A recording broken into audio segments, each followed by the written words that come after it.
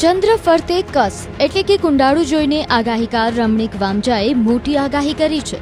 વામજાએ કહ્યું કે રાતના સમયે ચંદ્ર ફરતે કુંડાળાના દર્શન થયા છે, જેના પરથી અનુમાન લગાવી શકાય છે કે 17 ઓગસ્ટ સુધી ગાજવીજ સાથે ધોધમાર વરસાદ વરસી શકે છે.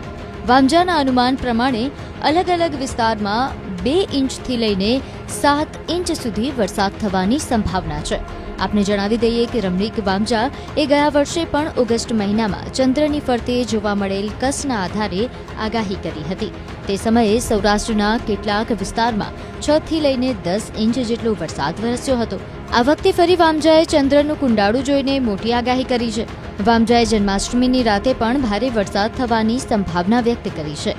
વામજાએ કહ્યું કે આગામી દિવસમાં સૌરાષ્ટ્રમાં અતિવૃષ્ટિ થઈ શકે છે. આ ઉપરાંત તેમણે આ વર્ષે પાછોતરા વરસાદની પણ સંભાવના વ્યક્ત કરી. તારીખ 12/8 થી 17/8 અંદર 2 થી 7 ઇંચ વરસાદ થશે. એનું કારણ કે આજે રાતે 12 વાગે 12:55 થી 2 વાગ્યા સુધી ચંદ્રમાં એક મોટું કુંડાળું હોવાથી આ એક કસને આધારે વરસાદની આગાહી આપું છું. અને વરસાદ સારામાં સારો સમગ્ર સૌરાષ્ટ્રમાં ગાજવી સાથે વરસાદ થશે. અને એનું કારણ કે જે મઘા નક્ષત્રની અંદર જે સાતમને દિવસે 8મને દિવસે જે 12 વાગે કૃષ્ણ ભગવાન જન્મ થાય ત્યારે ગામડામાં કહેવત છે કે કાનનો જન્મ છે ભૂરપોણ, એટલે ભૂરપોણની સામે પોણ આવશે, પવનની દશા બદલાશે અને સમગ્ર શહેરમાં સારામાં સારો વરસાદ થાય. આ ખેડૂત માટે ફાયદા રાખે છે, કારણ કે અત્યારે મગફળી ઉપર ઘણા ખેડૂતો પીક ચાલુ કરે છે અને વરસાદ હજી પાછોતરા વરસાદ થશે.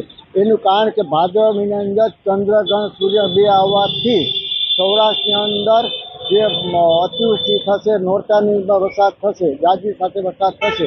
હજી ઘણો ચોમાસું લાંબુ હાલશે અને મારે ખગોળ વિદ્યાના આધાર આપું છું. મારી પાસે ફક્ત 2 વીઘા જમીન છે. ખેડૂત માટે સેવા આપું છું. મારા માટે ઉદાસ છે અને સેવા આપું છું. આ તરફ અંબાલાલ પટેલે પણ રાજ્યમાં ભારેથી અતિભારે વરસાદની સંભાવના વ્યક્ત કરી છે. રાજ્યના ભાગમાં સાર્વત્રિક વરસાદ થવાની શક્યતા રહેશે. બંગાળના ઉપસાગરની એક મોટી સિસ્ટમ આવી રહી છે. આ ઉપરાંત કેટલાક અપર એર સર્ક્યુલેશનો અને ઘણા સામુદ્રિક પરિબળો જોતા આ વખતે વરસાદ ભારેથી અતિભારે વરસાદ થવાની શક્યતા રહેશે. ખાસ કરીને બંગાળ ઉપસાગરની સિસ્ટમ ગુજરાતના ઘણા ભાગોમાં વરસાદ લાવશે. તારીખ 14-15માં પૂર્વ ગુજરાતના ભાગો, ત્યારબાદ લગભગ મધ્ય ગુજરાત, ઉત્તર ગુજરાતના ભાગો અને ઉત્તર લગભગ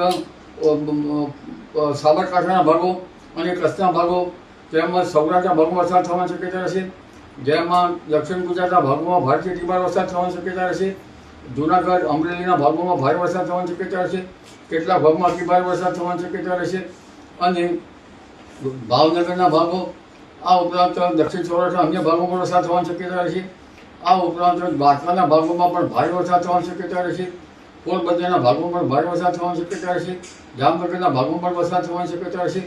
રાજકોટના ભાગોમાં ભારે વરસાદ થવાની શક્યતા રહેશે. કચ્છના ભાગમાં ભારે તો ક્યાંક અતિભારે વરસાદ થવાની પણ શક્યતા રહી. એટલે હવે વરસાદી સિસ્ટમ થોડા દિવસમાં ગુજરાતને અસર કરશે અને કેટલાક ભાગોમાં મુશળધાર વરસાદ થશે.